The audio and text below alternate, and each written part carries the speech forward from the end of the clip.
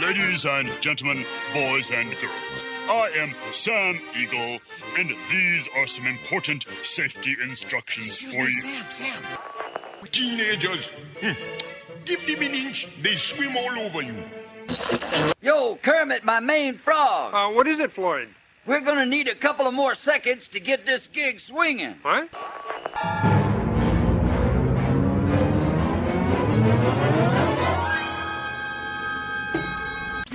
Every man's a king and every king's a clown. Once again, it's topsy-turvy day. Hello, hi there. Welcome to my park. How you doing? Hello. Lights. Camera. Action. WDW Radio, your information station. Hello, my friend, and welcome to the WDW Radio Show, your Walt Disney World information station. I am your host, Lou Mangello, and this is show number 599, and I'm here once again not only to help you have the best possible Disney vacation experiences, but I also want to bring you some of that Disney magic wherever you are with the podcast, live video broadcasts on Facebook every Wednesday night, blog, special events, books, audio tours, a few surprises, and more. Whether it's your first time visiting or if you've been to the parks hundreds of times, if you're planning your next vacation or love the history, details, secrets, stories, and people behind the magic, there's something in the show for you, because each week I'm going to take you from the parks to the screens and everything in between. If you're a new listener, thank you, welcome. Please go back and check out some or all the past episodes for interviews, top 10s, reviews, and more. You can subscribe to the podcast in Apple Podcasts and find everything else at WDWRadio.com. Please join me this week as I sit down with legendary producer and director Don Hahn about his latest work, or should I say gift, the incredibly moving feature-length documentary Howard, now streaming on Disney+. We discuss the genesis of the project, creative choices, process, challenges, emotions, music, and more. We also talk about the meaning and the lessons learned from this incredible, heartfelt journey. I'll then have the answer to our last Walt Disney World Trivia Question of the Week, and I'll pose a new challenge for your chance to win a Disney Prize package. Then stay tuned to the end of the show, as I'll have more information, including an announcement and reveal of something, actually the first of many things, that I've been working on for over a year, and I'm ready to share with you. Of course, I'll also have more information, updates, your voicemails, and more, so sit back, relax, and enjoy this week's episode of the WDW Radio Show. Ready to stand. Ready to stand. As a lyricist, the last great place to do musicals is in animation. The combination of Howard Ashman's talent and the Walt Disney name was a home run waiting to happen. The stuff that was coming out of Howard's pen lyrically was just unbelievable. It's quiet, you know what I mean? It's a quiet village. Yeah. Howard and Alan Menken had captured the imagination of a generation. We knew something really special was happening, but what we didn't know was that in 9 months, Howard would be gone. And Howard said, we really have to have a serious talk. I'm sick. In animation history and in musical history, Howard's mark is indelible. Yes. Howard's gift was so strong and his light was so bright that it has not diminished over the years.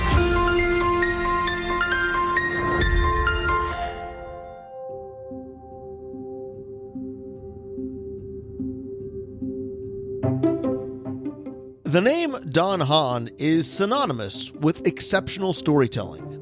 He started working in animation for Disney legend Woolie Reitherman as an assistant director on The Fox and the Hound, and worked on numerous other films including The Great Mouse Detective, The Black Cauldron, and Who Framed Roger Rabbit.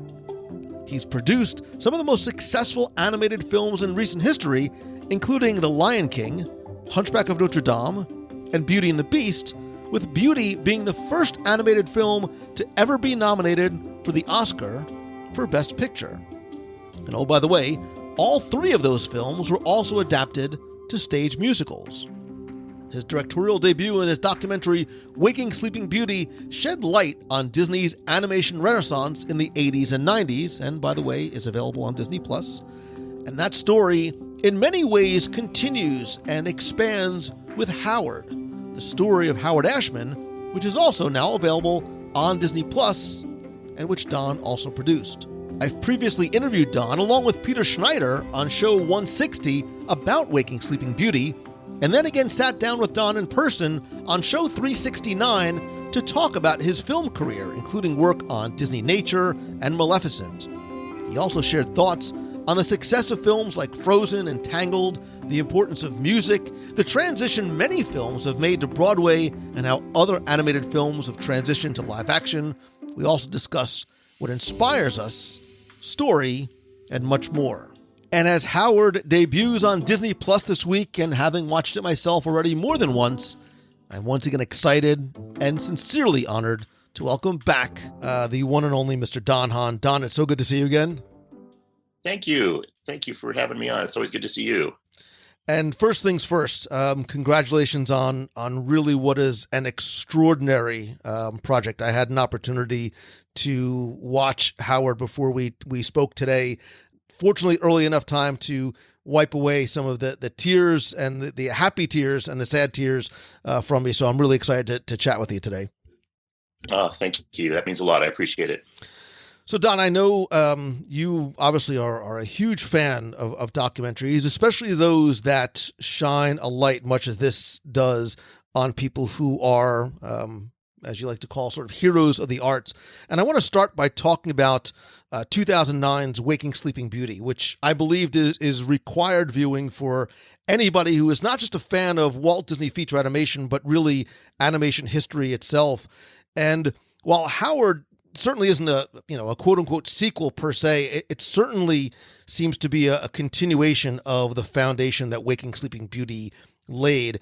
Can you connect the dots for us from Waking Sleeping Beauty to Howard, and then how and when this film came to be? Yeah, happily so. It is connected somewhat to Waking Sleeping Beauty, partially because that story is about the golden age, which is not my words so much as what people have become to call it, the golden age. I was thinking this morning, we never walked around saying, hey, we're having a great golden age right now. Isn't it a terrific renaissance? You don't. You're just trying to make movies and do the best you can. But certainly Howard was a big part of that. And, it was a combination. And we say this, I think, in Waking Sleeping Beauty, it was kind of a perfect storm of a young group of men and women who wanted to show that they could make films in the style of Walt Disney, as good as Walt Disney, and whether we did or not is kind of another conversation, but we really wanted to. You had a group of really brilliant executives that came in with Michael Eisner, Jeffrey Katzenberg, Peter Schneider. And Peter was my colleague and producer on Waking Sleeping Beauty. And that was interesting because Peter's a character. He's I really have grown to like him a lot. He's was the head of animation during that time in the 80s and 90s. And he brought a lot to the party and really brought a lot of talent in, brought a lot of openness about critiquing each other's work. And then in the category of It's a Small World, he was the company manager on Little Shop of Horrors in New York when Alan and Howard were having this huge hit at the Orpheum Theater in New York. So he was very close to Howard. So all those things kind of combined to start to work on Waking Sleeping Beauty. What that story became was more about palace intrigue and the relationships between Roy and Michael and Jeffrey and the kind of rise and fall of that era. So it wasn't completely about Howard, but people responded so well to the Howard portion. And I realized, this story really hasn't been told. There's no bios, there's no books, there's nothing about Howard really, aside from a terrific blog that his sister Sarah runs. And she's a writer, a great writer. So there's a lot of material, but nothing that's out there for the world. And so I really thought that I had that material from Waking Sleeping Beauty. And I thought I have so much more that's not in Waking Sleeping Beauty. And about 4 or 5 years ago, I had lunch with Sarah, with Howard's sister. And almost on an impulse, kind of like you buy a package of chewing gum at the checkout counter, I said, I'm going to make a film about Howard.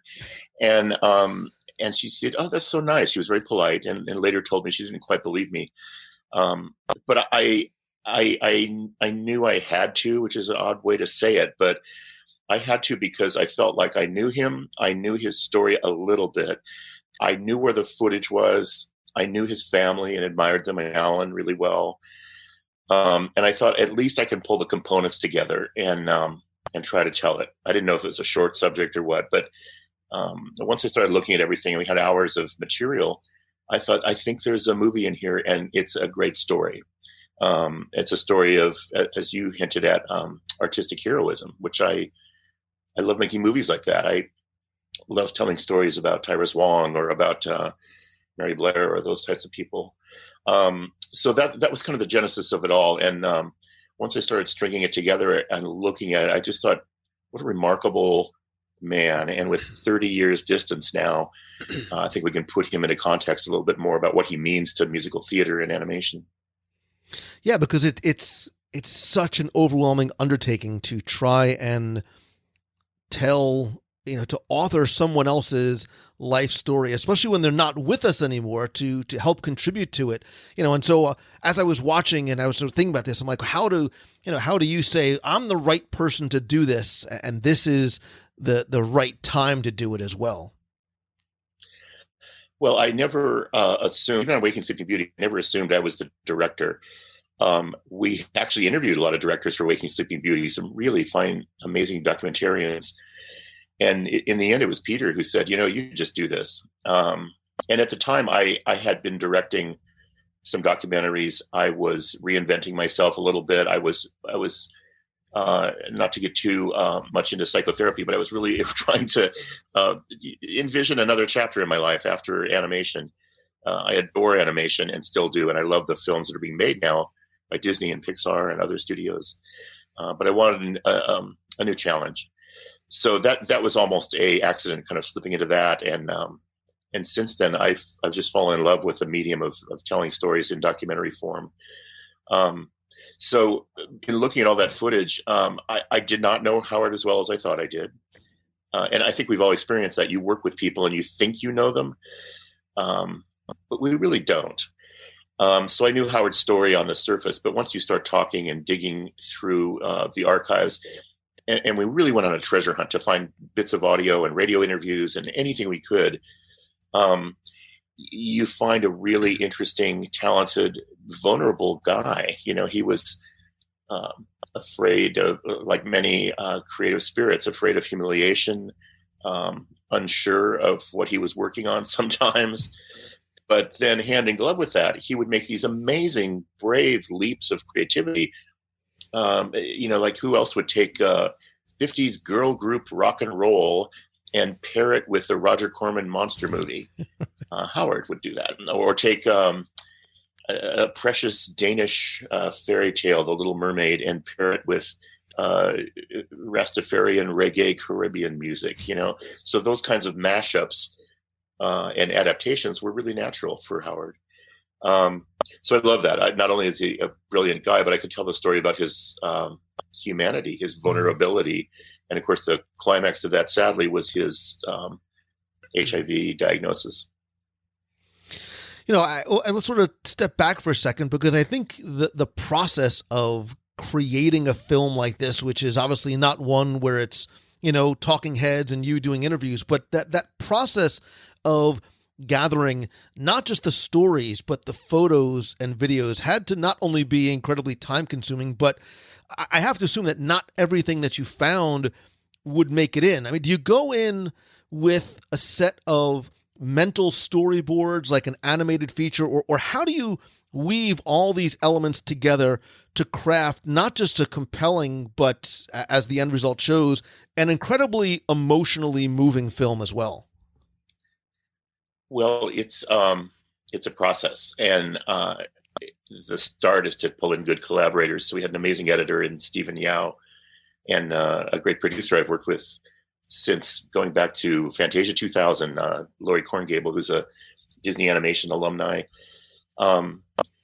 we started at the Library of Congress, and you gather all that information, and then you put all the clothes up on the line. You just look at it all and get a sense of what are key moments. And then I looked for my spokespeople. I knew early on I didn't want to have a narrator. I didn't want to have old guys reminiscing. I think that's lazy in a way. I wanted to have the spokespeople be people who knew Howard personally. So I didn't even want critics or experts in theater or, people like that. I wanted his sister and his partner, Bill, and people who could speak to him on a fairly human level and not make a puff piece about him. Howard doesn't need a puff piece. His work speaks for itself. So that was the genesis of it all. And I was lucky because his family and close friends were cooperative for the most part. We went up to Sarah, his sister's house in upstate New York, and spent a day scanning old family photo albums. Alan Menken sent us photos and bits of audio. We have 200 or so audio tapes that are like rehearsal tapes. When Alan and Howard or Howard and Marvin Hamlish would work together, they'd have a little tape recorder on top of the piano, so you can hear them working or arguing or, kind of sorting through a moment where maybe the lyrics aren't written yet, but they have an idea for a song. And those are interesting to me. And so you start to form up what you want to do with the film. Yes, it had to be biography, but I also wanted to be instructive. I wanted to have people walk away with a sense of why Howard was the way he was, and also walk away with a little bit of his craft. How did he approach this? How did he look at a movie like Beauty and the Beast and decide where songs might go and what those songs should be? So that starts to indicate a direction, and then literally you shop for material that illustrates that. Then the best part of a film is when you stop directing it and the movie starts telling you what it wants. And I don't mean that in some sort of weird metaphysical way, but it really happens, and it happens on any movie. The film starts to turn back to you and say, well, I know you're trying to do this, but I really want to do that. And so you start to go, oh, I get it. It's a little more personal of a story. Or things would dawn on me like, this house that Howard and his partner Bill were building in upstate New York was really symbolic of a life that they never could lead together. So let's use the house. And, so the film starts to tell you what it wants. And that's really a great time because it kind of lets you off the hook as a director, and it gives you a partner, literally. And so that, along with great collaborators, great friends that I could call in, we were just remembering the other day that we actually tested this film on a Disney cruise ship. And that may sound insane, but we went on a Disney Vacation Club cruise with lots of great Disney fans.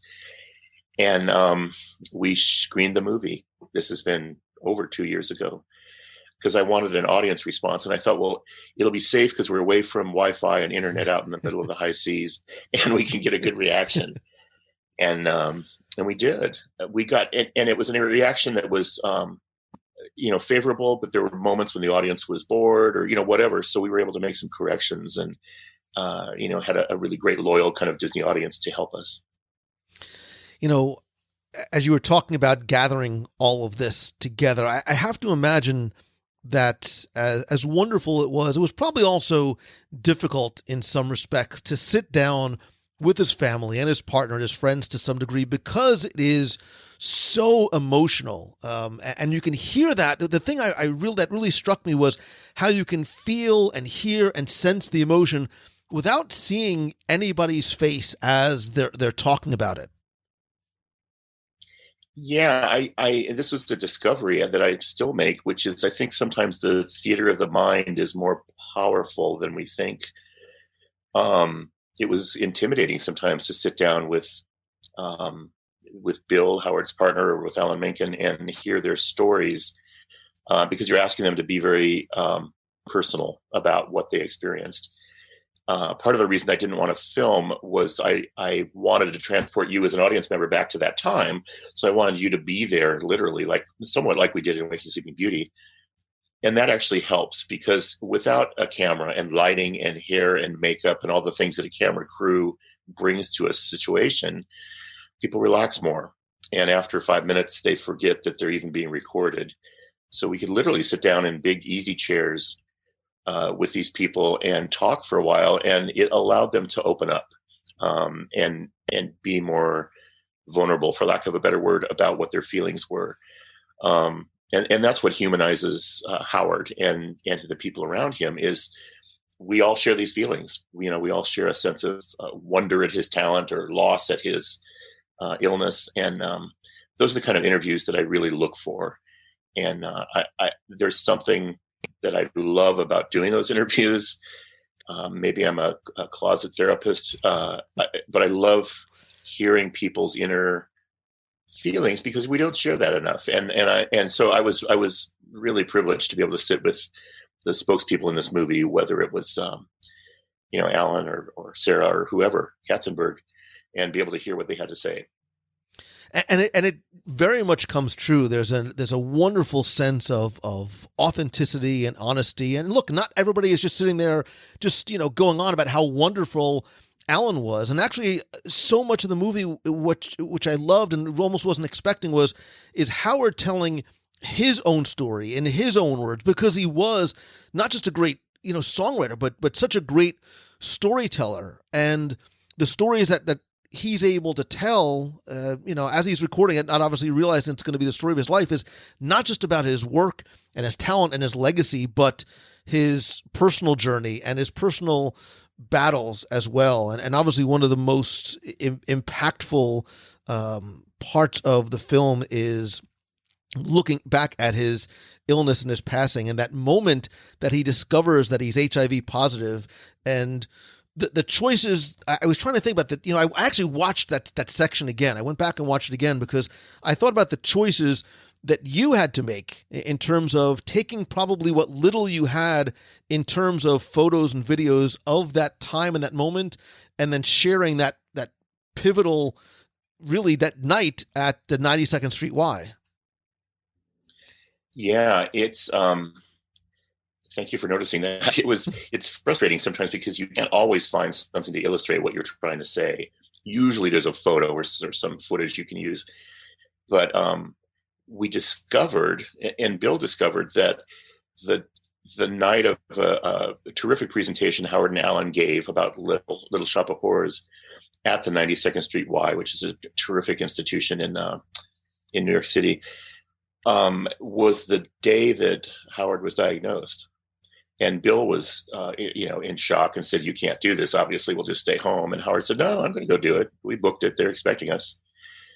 It revealed so much to me about Howard's acceptance of what was happening, the shock of being diagnosed with what was at that time a death sentence. We're lucky now that there are maybe not a cure, but certainly treatment for AIDS victims, thanks to people like Dr. Fauci, who is still in the news, was a key contributor to a lot of the therapies that we use now for AIDS victims. At the time, that wasn't the case. So it really was a time when you were saying goodbye to so many of your friends and colleagues because of it. And Howard certainly had said goodbye to people. So we get to the 92nd Street Y.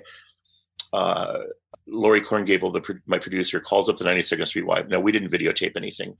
We don't have anything. We don't even have a still photograph of Howard that night.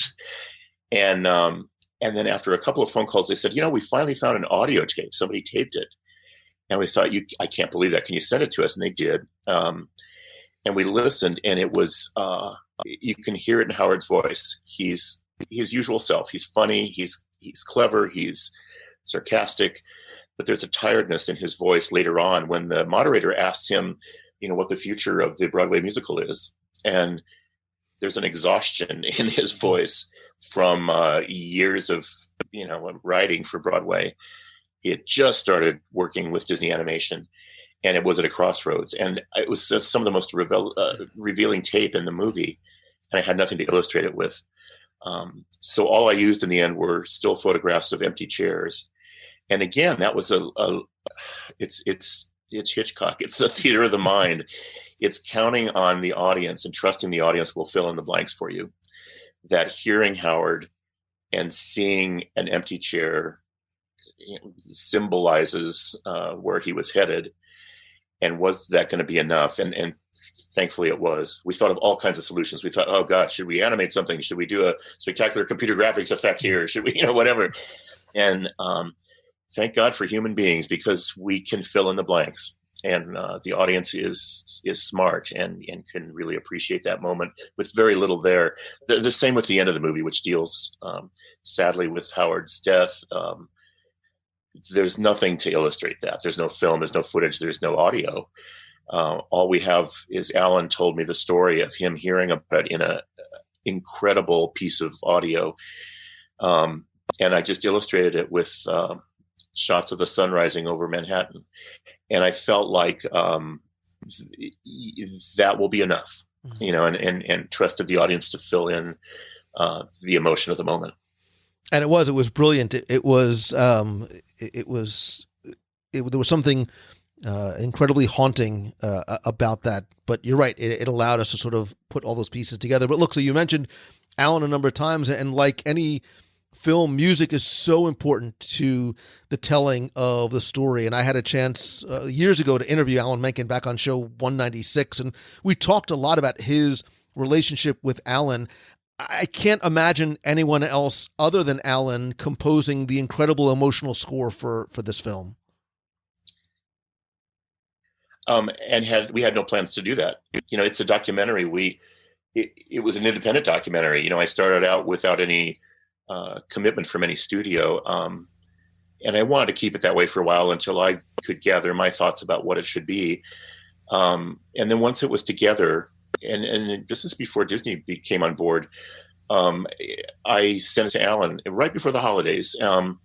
This has been 2 years ago, also 3 years maybe. And I just wanted him to see it. It's his story as much as Howard's. I want him to see it. I want him to flag anything that felt wrong. And then the unexpected thing happened is he called back on Monday and said, I saw it and I have to score this movie. And I said, I can't afford you. These movies are made, documentaries of all kinds are made on micro budgets. It's a little golden age of documentaries right now, but at that time, and even now, these movies are not $100 million movies. They're kind of $100 movies. So he said, I don't care. This is a chance for me, Alan said, to kind of pay my musical tribute to Howard. So he did. So I sent him all the elements, and over the holidays that year, he wrote this amazing kind of piano track to accompany it all. And then one of our close collaborators, Alan and mine both, is a composer named Chris Bacon, who took that then and produced it and arranged it into what you hear in the film. And so, music can transcend dialogue so many times and express so many wonderful things. And Alan's gift is certainly doing that. So can you imagine being a director of a film and having Alan say he wants to, score your movie is a tremendous gift. And was in the end, just such a huge contribution to the story I was telling. And it's a story, obviously, that is so important to you. It clearly started and continues as a passion project. And I got the sense that you hinted before that you, as well as you knew Howard, you learned and possibly understood a lot more about Howard from his processes to, you mentioned his self-esteem and mindset and maybe even fears as a result of doing this project. What did you learn? What did you learn and sort of take away from, crafting this incredible documentary? Well, Howard's a good teacher. He famously came into Disney Animation within the first few months and sat down and did that kind of lecture during Little Mermaid, of which there's a bit in this movie and another bit in Waking Sleeping Beauty, where he just went through and said, okay, here's the art of the American Broadway musical, which is a very American art form, is that way because characters break into song when they can't express their emotions in any other way. So you're so in love, or you're so hateful, or you're so envious, or you're so happy that you can't do anything but sing about it. And then these are the typical moments. You sing about it when you are introducing characters. You sing about it when you are expressing what you want in life, when the villain's expressing what he or she wants in life. And so he laid out not only the songs for Little Mermaid, but kind of the paradigm of what a structure of musicals would be, a structure that we've followed ever since. And that structure wasn't unique to Howard. It's just, he was a student of it and studied Lerner and Loewe and Rodgers and Hammerstein and studied American musical theater and knew it like the back of his hand. So he was able to teach that to us. So revisiting that was great. And also realizing and learning that Howard was a master of adaptation. He wrote some original pieces and they are wonderful. But adapting Tina Turner's story, adapting Little Mermaid, God Bless You, Mr. Rosewater, the Kurt Vonnegut novel, adapting that into a musical.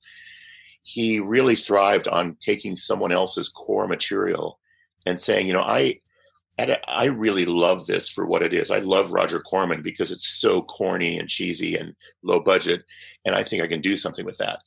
And then he does, and he always brings to it a new aspect, a new idea that helps, that helps shed new light on it. And so whether that's a musical choice, like Caribbean music for Mermaid, or a casting choice, he always does these mashups of styles that make it a really fresh new idea. And that's something I had never really thought about before. I've sat in meetings with him and I've worked with him, but to see him do that on project after project after project was really interesting. And showed a lot about what his approach was. He didn't feel like I have to be completely original here. Every thought I put down has to be from me only.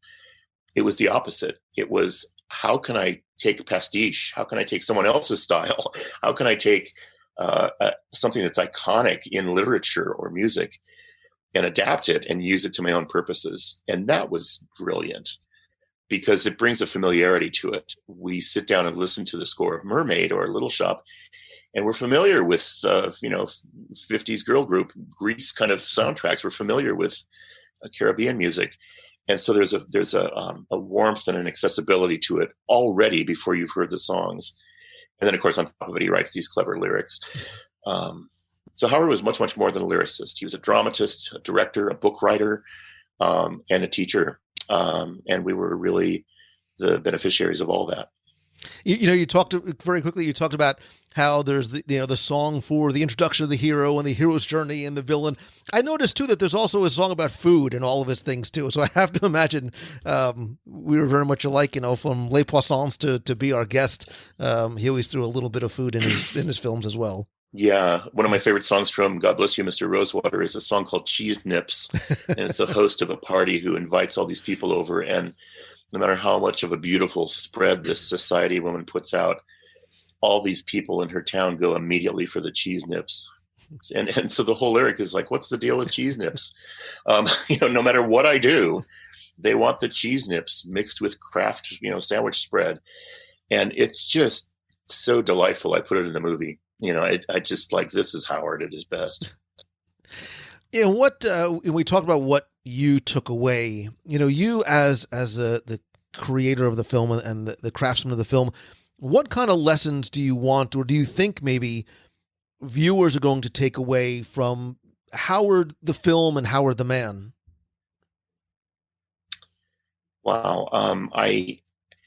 I hoped to humanize Howard so that we can relate to him. And maybe that comes from 40 years of being at Disney and loving Walt Disney's movies. Is all that Walt tried to do and Howard tried to do was to help create characters that we can relate to as an audience, so that you see a character, whether it's Thumper the rabbit or Simba or whoever, that you can say, yeah, I was once that child. Or I have a niece that's like that or whatever. As brilliant as Howard was, I wanted to somehow humanize who he was, that he didn't go to Yale. He didn't have a great deal of privilege in the theatrical community. He had a very middle-class upbringing in Baltimore. He was gay at a time when being gay was not something that, you would bring out in the public in the 70s or 80s. I think we're a little more enlightened now about that. So I just want to talk about that. What are the challenges of a human being who happens to be a brilliant human being, and what did he bump up against? Here's this kind of middle-class gay Jewish guy from Baltimore. Why him? And to follow that and say, he didn't go to Yale. He went to Indiana University. Well, that's not very special. And then he moved to New York, by himself and start a little 99-seat theater in a second floor above a donut shop. Well, that's not very special. And you start to hopefully kind of pull the layers back and see that it was his persistence. It was his, yes, he was very clever, but he was also a student of all that. So he could cite chapter and verse. We would sit down on Beauty and the Beast and he said, well, I think there's a song to be done and they should dance, because in fairy tales, dancing is the consummation of love. You can't have sex scenes, so you have dances. And then he would cite things like The King and I, or Gigi, or, have all these references, some of which sent us home looking in our encyclopedias at the time, because we didn't get it. Lines like in the mob song, "Screw your courage to the sticking place," or "sticking post," or whatever. It's like, oh, that's from Macbeth. And we would go, oh yeah, Macbeth. So here you have a man operating on a level of talent, but a huge level of hard work and preparation, and then flexing that muscle and preparation into his craft. Well, as an audience, I think we can look at that and say, oh, that's something that's inspiring. That's something that I can do. I'm from a middle-class family. I have obstacles in my life. I might be gay or a person of color, or, whatever, and you have obstacles. So did Howard. And I think that kind of human story really is something I hope the audience can take away from it. And I really got the sense that you left so much up to the audience to figure out or decide or take away themselves. There's a part where there's a discussion about, how much, if any, of Howard's personal life did he put into some of the lyrics for the songs that he wrote. And you left in there, that there were differing opinions, and let viewers judge for themselves whether Howard was really showing his world through his lyrics. And at the very least, you were able to subtly bring light to certain topics that, forget children, that we as adults might not recognize ourselves. Yeah. And that was another thing Howard did. I mean, Bill says it in the movie, he didn't make political theater. He wasn't an AIDS activist necessarily. He was certainly sympathetic to all the things that were going on politically during that era, but he was a dramatist and he was trying to tell stories. And we never had conversations about his illness in the room. We never talked about the AIDS crisis or politics. It was always about the movie and always about the story. Inevitably, you're a product of your times. We will, and the 80s and 90s was a time of, change, and Howard was a product of that. So did some of that work its way into his work? Yeah, probably, but probably not consciously. I guess in making a movie, you can either put forward a strong point of view. You can do the Roger Moore kind of documentaries, which I love, that are putting forward a point of view about what's going on and an issue. There's another kind of a documentary that I guess I favor, which is more of a journalistic point of view, where you put forward the facts as you see them or collect them, and let the audience be the juror in the trial, so to speak. And I like that because life isn't black and white. I like the gray areas, and because I think it's more representative of life, and sort of put forward points of view to say, yeah, the mob song in Beauty and the Beast, it's about the AIDS crisis, and the Beast is Howard. Well, some people feel strongly that way. Dan Rather, the journalist, felt that way and wrote a op-ed piece in the Los Angeles Times about that. Howard's sister said, no, that's just hooey. No, he didn't do that. So that's interesting. Why a debate about that? But there is. So to be a journalist and put those facts forward and just say, here's what people are saying, and you as an audience can decide one way or the other. And people do. People, even going back to Waking Sleeping Beauty, you can put out there, here's Michael Eisner, here's Walt Disney, here's Jeffrey Katzenberg. Who's the hero? Who's the villain? Well, you know what? There isn't one. There's aspects of heroism and villainry in everybody, I suppose. And I think that's what makes us interesting as human beings and as characters on the screen. We're not black and white. We are all these shades of gray. And so I love portraying that in a film like this, to be able to say, here's what people are saying about Howard. What do you think? And obviously the film, it's a slow reveal and a slow burn, talking about Howard and his illness and his decision to reveal at a time that he felt comfortable to people what he was going through, because so much of it was unknown to so many people. Are you at all, able to talk about your experience in terms of when you learned Alan was sick and his maybe the change in his attitude from being, whether going from anger to fear or acceptance, how that sort of maybe changed over time? Well, when I started working with him, he had just finished Little Mermaid, and it was becoming a huge hit. The press junket was really successful. I met him for the first time in Orlando, and then very soon after in New York. We were working on Beauty and the Beast in London, and it wasn't coming together very well. And so we flew to Orlando to meet up with Howard and Alan during the Mermaid press junket and just try to pitch them the idea of getting involved in Beauty and the Beast. So, and that became clear that we had to work in upstate New York at Howard's location. And we were naive. We honestly thought, and it wasn't because we were trying to block it out or anything else. We just thought, oh, he's being a diva. He just won an Oscar. And, this mermaid is so successful. Okay.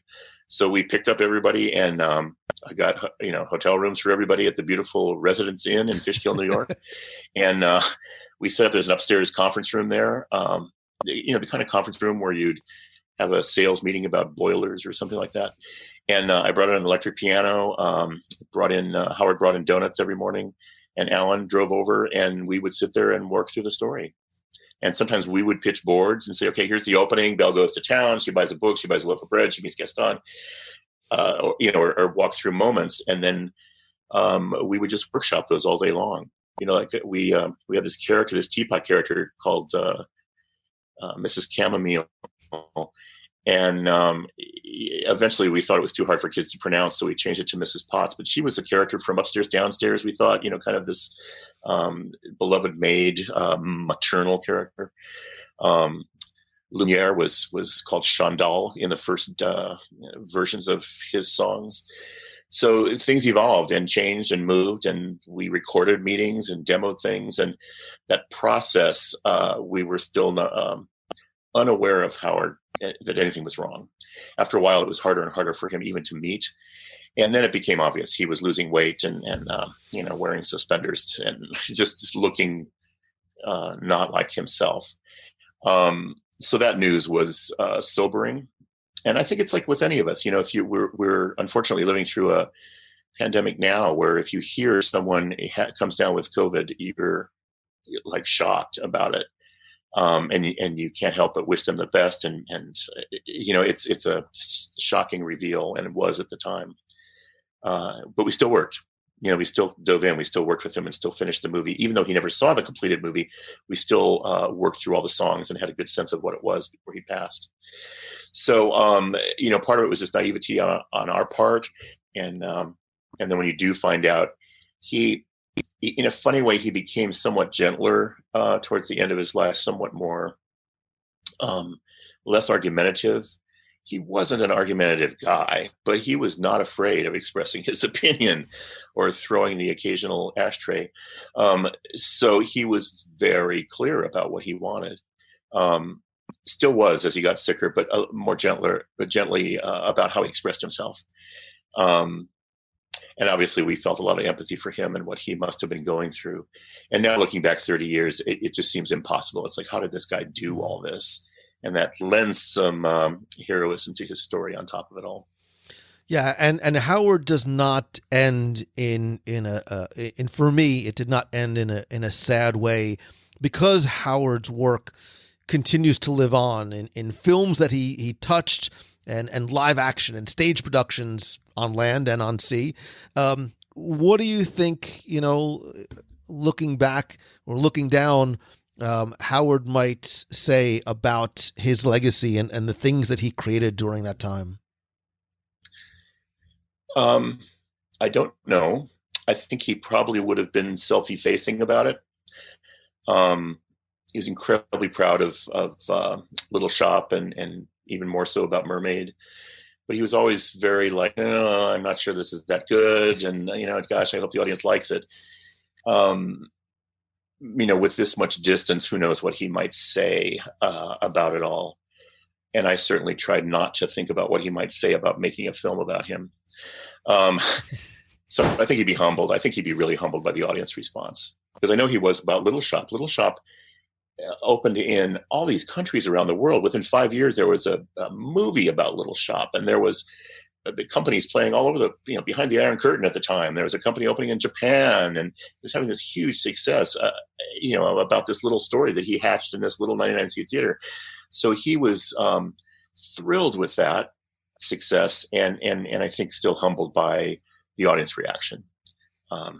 So I ran across a note in the Library of Congress that he wrote to be read on opening night of Little Shop in Tokyo.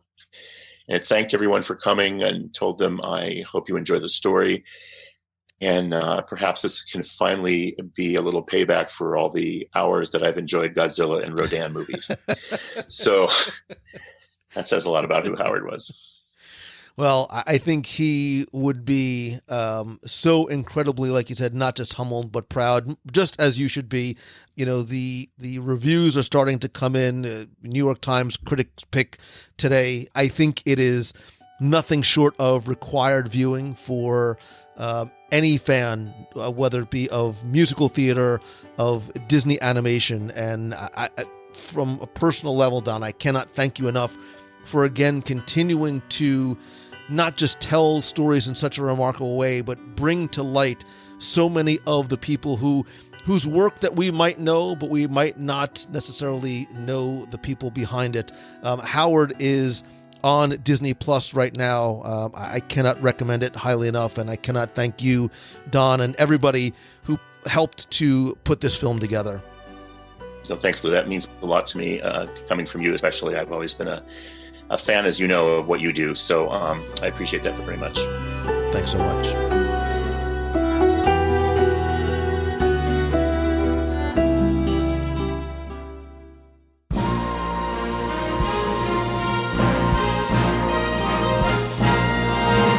It's time for our Walt Disney World Trivia Question of the Week, where I invite you to test your knowledge of Walt Disney World's history, or see how well you pay attention to the details, sometimes what you see, hear, taste, or remember. If you think you know the answer, you can enter via our online form for a chance to win a Disney prize package. Of course, before we get to this week's question, we're going to go back, review last week's, and select our winner. So last week I told you that an attraction, almost really a mini land, based on what Disney film was at one time planned for Italy in Epcot Center? Now, first, I explained to you that if that question sounds familiar, it's because you probably saw it on my Instagram stories or my Instagram posts. As I've been telling you, I've been doing some daily Disney trivia on my Instagram stories recently, but also moving it over to my posts. So on the stories, I'll be posting multiple choice questions, and from time to time, I'll also be doing posts that allow me to expand a little bit more on some of the details and stories, as well as answer some of your questions about the who, what, when, where, why, and how.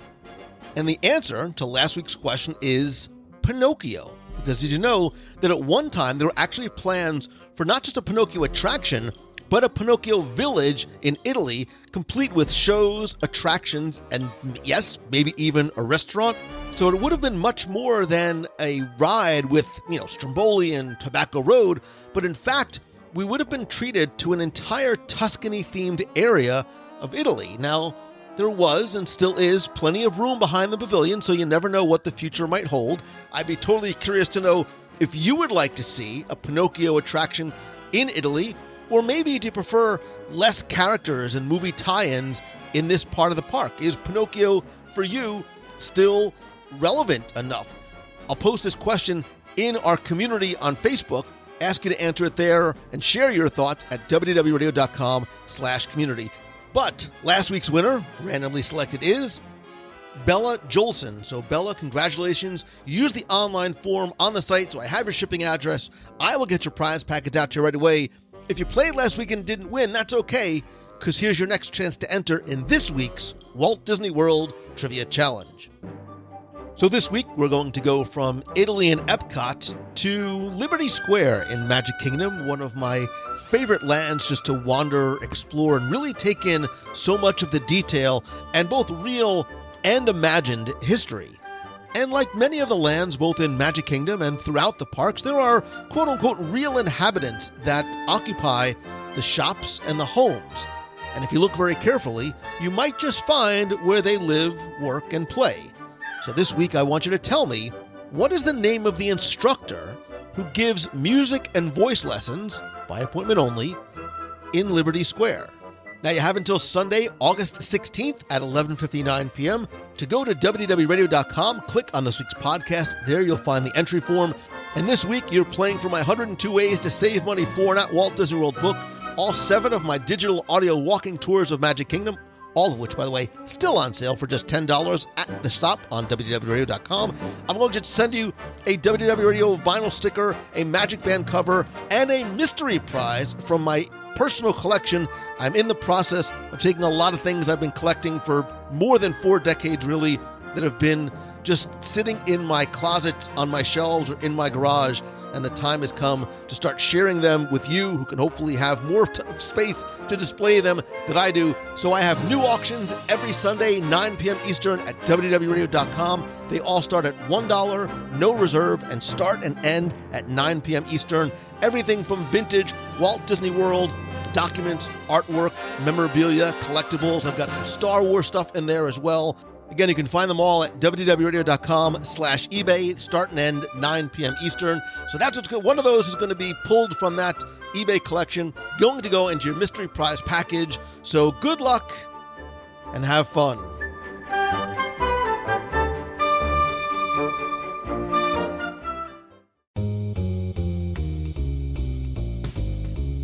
That's going to do it for this week's show. Thank you so much for taking the time to tune in this and every week. Please be part of the community and conversation. Lots of different ways to do it. You can find out by going to WDWRadio.com/community and talk about this week's show, anything Disney, any past episodes, Marvel or Star Wars, in our Facebook group at WDWRadio.com/group. I also want to thank some of the members of our community who've joined the WDW Radio Nation family. I sincerely appreciate your love, friendship, support, and help, and I also love being able to give back to you each and every month with different types of rewards and benefits. I want to thank some of the new and longtime members like Dennis Stragfors, Donna Levin, George Huang, Amanda Walters, Austin Roth, Russell Dameron, and Danielle Sosa. I sincerely appreciate you and everything that you do to help WDW Radio. If you want to find out how you can not only help the show, but get exclusive rewards, including scavenger hunts, trivia quests, we have a private Facebook group, custom Magic Band covers, logo gear, t-shirts, backpacks, care packages from Walt Disney World, exclusive live monthly group video calls, early access to special events, and more. You can visit WDWRadio.com/support. And don't forget that while this is completely optional, starts at as little as $1 a month, it really is a great way for you to help support the show. And don't forget that a portion of the proceeds of your contributions do go to our Dream Team project to benefit the Make-A-Wish Foundation of America. And I've been telling and reminding you that so much of what you do really does go to help and support the show. And I've told you for a while, including on social very recently, that something was coming. And actually, some things were coming. And I am so incredibly excited to let the cat out of the bag and finally tell you that I'll use a quote from Carousel of Progress. Now is the time, now is the best time, and here is the next one, because actually the first thing that I launched earlier this week was a brand new website over at LouMangello.com. If you go there, you can find out how that I can help you turn what you love into what you do, come to speak at your event or your conference or your business virtually and hopefully soon in person, work with you in one-on-one calls, small group masterminds, as well as my Momentum Weekend Workshop and Retreat in Walt Disney World, and a few other things I'm working on there as well. Again, you can go check out the new LouMangello.com website. But back to WDW Radio, this site has really been in existence in one form or another, with its beginnings as DisneyWorldTrivia.com since 2003. And the site has gone under a lot of growth and many, many changes in terms of content with nearly 6,000 blog posts, new additions, including live video, the Dream Team Project, the Running Team, the Nation, and lots more. And today, we're going to turn the page to the next chapter for WDW Radio and our community as well. Because some things are new, but in many ways, they're also going to remain the same. Because today, I want to introduce you to the next step in the evolution of WDW Radio and a project that I've been working on for more than a year. So I invite you to please go and explore the completely redesigned WDWRadio.com. Built from the ground up, the interface on both desktop and mobile is all new, easy to navigate, faster and more robust than ever. You can find more of what you're looking for faster and easier than before, whether you are new to the show on the site or if you've been here since 2003. There are direct links to your favorite content, including now more than 600 episodes of the show going back to 2007, as well as the live broadcasts, events, and the WDW Radio store. There's also an updated About page, as well as a new Start Here page, both for new visitors as well as those who may want to find some things that they have missed before. And as with everything I and collectively we do, this is a work in progress, as I will continually be working to improve the site and experience for you. And to that end, look for even more content on the blog from our amazing team, as well as new authors and topics. And yes, I'm going to take this opportunity to say, if you are interested in possibly becoming a writer for the blog, or want to help out in a number of different ways, including community relations, marketing, etc., I will post all of those different opportunities on the site at www.radio.com/contribute. The site and show and live video is going to continue to share all the worlds of Disney, Marvel, and Star Wars, like I keep saying, from the parks to the screens and everything in between. And of course, most importantly, none of this is possible without you. WDW Radio is by, for, and with you.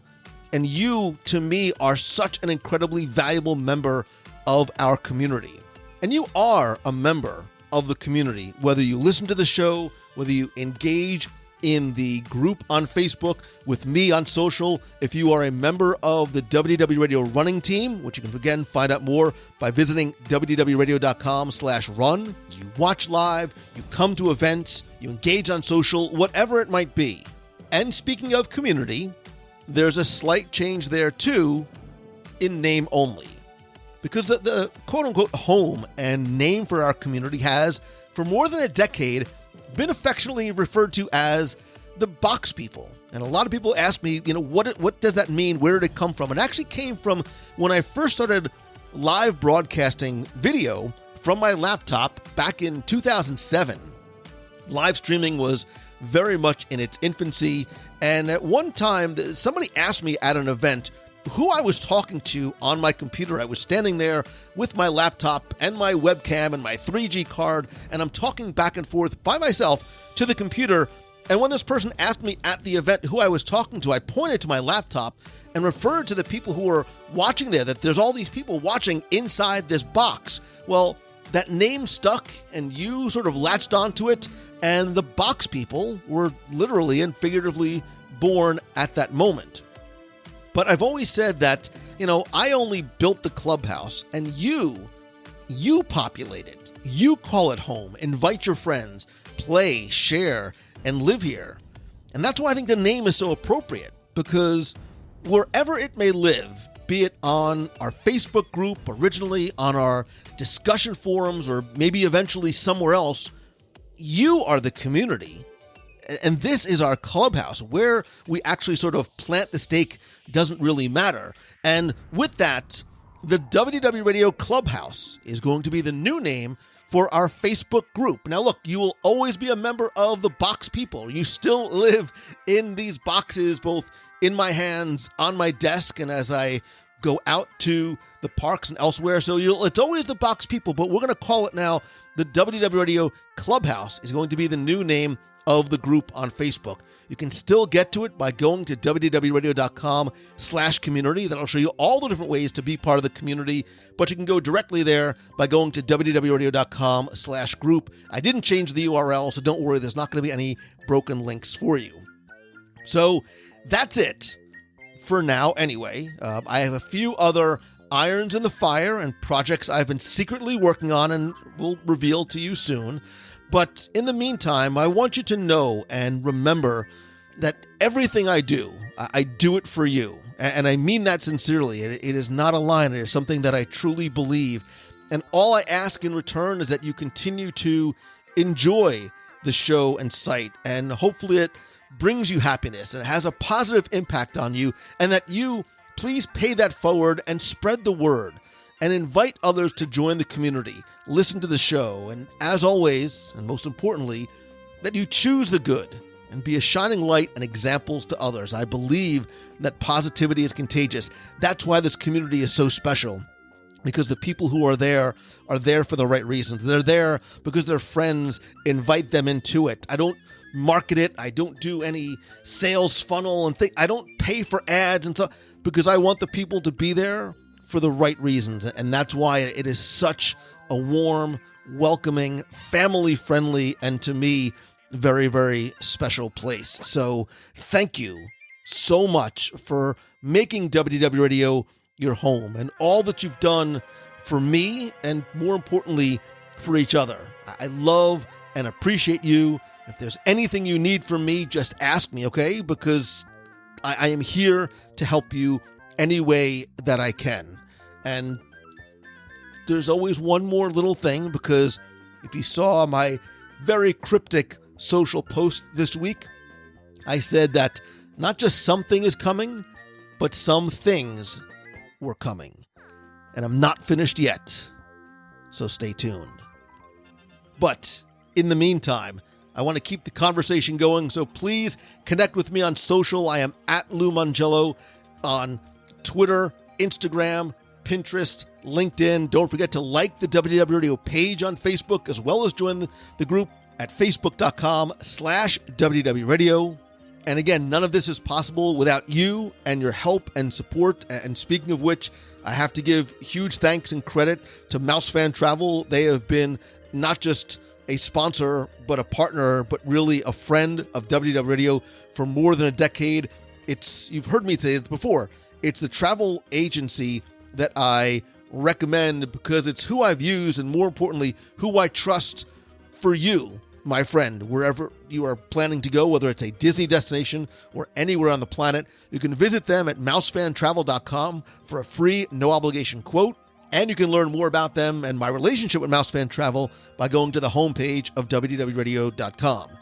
As always, my friend, you are my friend, whether we have met yet or not. All I ask again is that if you like the show, please help spread the word, especially now. Let other people know about your favorite episode, the new site, tweet out that you're listening, share it on Facebook, and if you can, take just a couple of seconds to rate and review the show over in Apple Podcasts. It's incredibly helpful. I want to thank some recent reviewers like Christina C., who says, I needed this in my life. I haven't truly appreciated just how much joy all things Disney has brought me until the world shut down. The podcast has become part of my daily routine as I clean up at the end of the day. I love my family and feel fortunate to be able to be stuck at home with them, but putting on my AirPods and listening to Lou and little Timmy and Becky is my daily escape from the difficult decisions I face every day raising two young children. Thank you for being a calming and positive voice during a time of uncertainty and bringing the Disney magic into my home every day. Shardu says, I love this positive show. I love the positivity, community, and joy that shines through every episode. Lou's well-organized, engaging, and just plain fun to listen to. As an Orlando native and Disney lover, I hope to meet you one day soon in the parks. I love the new things I learn through the podcast each week. Lou, thanks for bringing love, light, and fun to us every week. Well, Sarah, Christina, thank you so very much again. This is something that we do together, and I feel so incredibly fortunate and grateful and blessed that I am able to do this and share my love and passion for all these things with you in such Again, I come back to this word. It's such a wonderful place, a wonderful community, a wonderful family that we call home. Next week, we together, we hit 600 episodes of this show, not even counting the show that I did, just before this. And it's just a number, but it's a milestone that couldn't happen without you. And we're going to figure out a way to celebrate together next week. And I'm getting choked up because I never could have imagined 15 years ago when I started podcasting and when I started, with my books in 2003, that this is where I would be. This is how I would feel. And these are the friendships with you that I would have. And the new site, the 600 episodes, the community, there's a lot for us to celebrate now. And I think we all need it, maybe now more than ever. So please go check out the site, enjoy it, send me any feedback that you might have, invite some friends to be part of this incredible community that you've created and to listen and to participate. And I mean it sincerely. If there's some way that I can help you, find out how at LouMangello.com, email me, lou@WDWRadio.com, or just post in the community on Facebook. Again, for some reason, these lines and these songs from Carousel of Progress, which, as we know, Walt had his hand in, Walt loved, it meant something to him. I love Now Is the Time, Now Is the Best Time, that sort of temporary song for a number of years in the mid-70s and early 80s, because this is such an amazing time. But I also, maybe because I have such fond memories of going with my family during that time, I still hear that song from Space Mountain and that line from Space Mountain playing in my head, and it's "Here's to the future and you." And that's exactly how I feel about this site, show, community, and family. So enjoy what we have now, but always keep looking to the future, because I still have more that I've been working on that I'm going to announce very, very soon. Stay tuned. I love you. I miss you. I miss the handshakes and the hugs. I appreciate you, and I thank you from the bottom of my heart. I hope that this is your best week ever. See ya.